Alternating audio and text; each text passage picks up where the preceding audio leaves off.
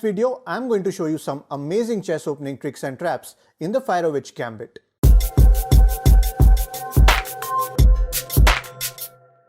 Let's start with the opening. d4, knight f6, c4, and then we play pawn to e5.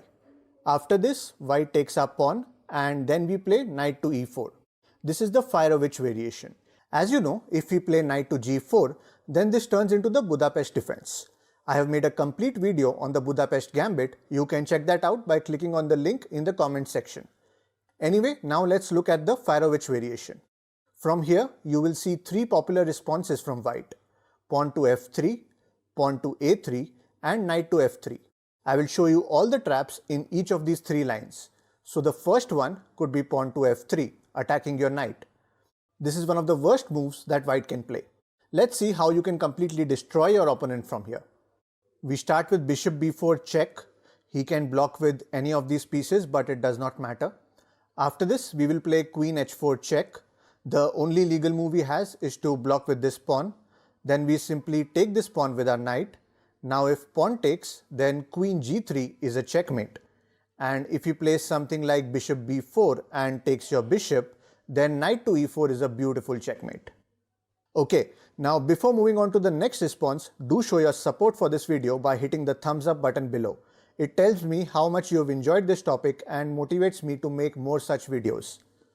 Now let's go back and look at the best move that white can play in this position, and that is pawn to a3. This prevents our bishop from checking the king.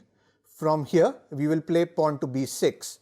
It seems like a horrible move at first sight because we are allowing this queen to fork our rook and knight. But this is how we will set up our trap. So queen d5, and now what do?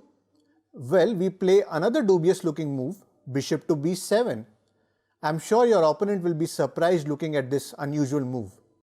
If he finds this fishy and takes his queen back to play safe, then we already have a huge lead in development. But if he tries to be greedy and takes your bishop, then he's gone. Let me show you how. After queen takes bishop, we will play knight to c6. By now, white realizes that his queen is in trouble. The only safe square for the queen is a6. Then we play knight to c5, attacking the queen. Now again, he has only one safe square to go, and that is b5. And now after a6, believe it or not, his queen is trapped. Ultimately, after these captures, you have a queen for a knight and bishop, which is like a huge advantage. Most of your opponents might just resign from here. Now, we have one more interesting variation to look at. But first, I would like to remind that if you want to learn some cool chess tricks and become a better chess player, then you should subscribe to our channel right now. And don't forget to hit the bell to turn on all notifications. Now let's look at another popular response from white. In this position, what if white plays a normal development move like knight to f3? Well, in that case, we will go with the same idea, but with a little twist. Let's see what that is. First, we will play b6 as usual, enticing white to go for queen d5. Then bishop b7, queen takes, then knight c6. Then as expected, this queen looks to escape from here. And now comes the twist. You need to be very careful here. You cannot straight away go for knight c5 because then this queen will escape from here. Therefore, you first need to play this in-between move, bishop to b4 check. Now whichever way he blocks, you will simply play knight to c5 and attack the queen. By bringing out the bishop first, you keep control of this a3 square and prevent the queen from escaping this way. That's why this move is very important before playing knight to c5. As you can see, now white has no option. He will have to move his queen, otherwise we can simply take it. He only has this square to go, so he plays queen to b5.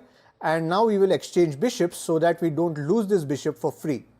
And then again, we can play a6, and as you can see, this beautiful lady is gone. You should easily win this game from here. Okay, so it's puzzle time. In this position, it's your turn and you need to find the best move continuation for white. If you're able to find the solution to this puzzle, then share it in the comments below.